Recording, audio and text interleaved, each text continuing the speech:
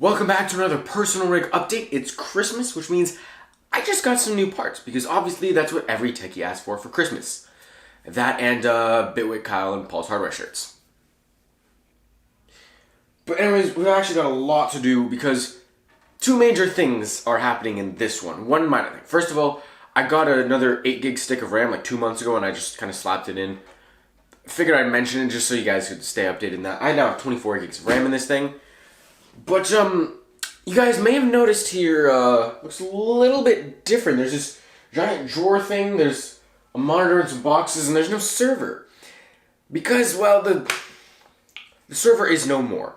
And that's for a few reasons. First of all, and the biggest reason, is that Linux is just awful, honestly.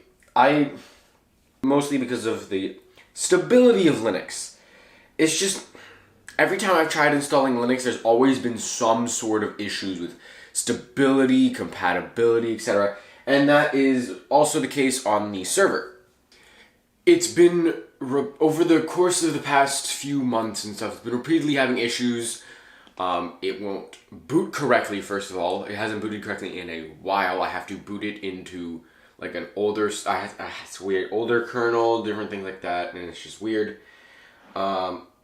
And then recently, Samba's just stopped sharing. All the network works correctly. I tried pinging from this computer to the server and back and forth over both the Ethernet and 10 gig networks, and they both work fine.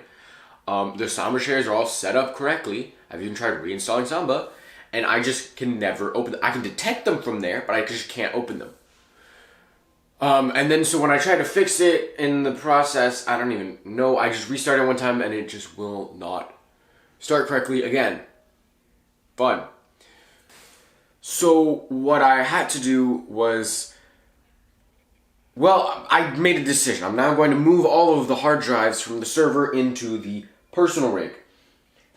So I took I have two 1 terabyte drives in RAID 1 and a 2 terabyte drive on its own. So one of the 1 terabyte drives, I just plopped it into my personal rig, formatted it for Windows, put it back in the server, got a USB with Linux Mint on it. I didn't bother doing a full install. I just kind of ran that on its own. Copied everything from the 1 terabyte drive in Linux to the 1 terabyte Windows formatted drive, because Linux can work with Windows drives, but Windows cannot work with Linux drives. And then so then I have now a Windows drive with 1 terabyte Windows drive with all its stuff on it. Now the other drive, I formatted it in Windows, put all the 2 terabyte stuff on it, because I haven't yet filled up more than a terabyte, so thank goodness for that. Formatted the 2 terabyte drive and put things back on. So I now have, actually I can take those out. These drives, which are all Windows formatted and have their stuff on them that they need. And then I also have this SSD that I'll probably do something with. So these things now need to go in here. Now the second reason I'm trying to consolidate everything into one machine is because I'm going to college in less than a year. I'm halfway through senior year of high school, and I definitely want to bring everything in college and not lose anything, and I don't want to set up any VPNs or anything across different networks to access the server. I'd rather keep things local.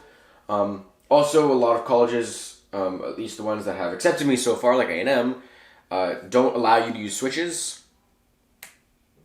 So different things like that might make the use of a separate server complicated. So all in all, it's just going to be easier to put everything in one machine. But this machine, this case is not ideal. I mean, it was a good case for the like $30 I paid for it, but it's time for an upgrade. So that's the two main things. One, I'm upgrading the case to the Cooler Master Case Maker 5. Great case.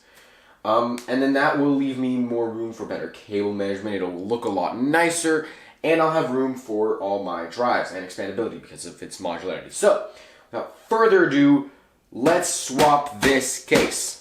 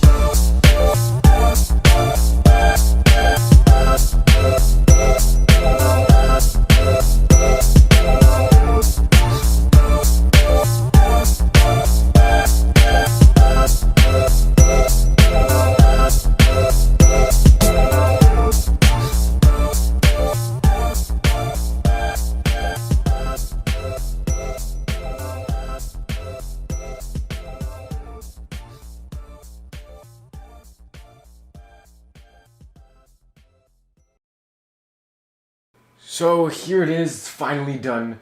I have to say, I really enjoyed building in this case. Cable management is very easy. There's a lot of little quirks that just make it very nice to build in. There's a lot of space on top of the motherboard, which is something I've been lacking before.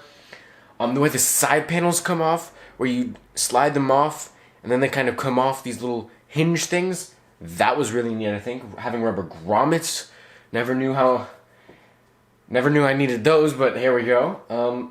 Everything just went on super easily. It did take me a while because I was essentially rebuilding the entire PC. But the whole rebuild process was very easy, enjoyed it a lot. And I definitely enjoyed the final outcome. Cable management looks nice, considering that I have 50 million cables for all my 20 million hard drives. The LED strip, I ended up putting it at the top, because at the bottom it's just way too harsh right there. There's just like a red bar, and it's just glaring on the glass panel. But at the top it gives a nice overglow to all the parts. So I think that's really nice right there. And overall, yeah, I'm pretty happy. Configuration I ended up going with is I have the two fans up here, which I took from my old Corsair case because they have red LEDs. I left those here, so that gives kind of a glow from the back, and also when I open it up, there's that red glow there. Those are connected to the motherboard. The fan in the back is connected to the motherboard, and then the two fans that came in the front here, I moved those to the top, and those are connected to the fan hub and set to low. One thing I did not realize, and part of the reason it ended up taking so long, it's now January 2nd. I started this Christmas Day. I had to get another adapter cable because the fan and LED hub uses SATA to power it.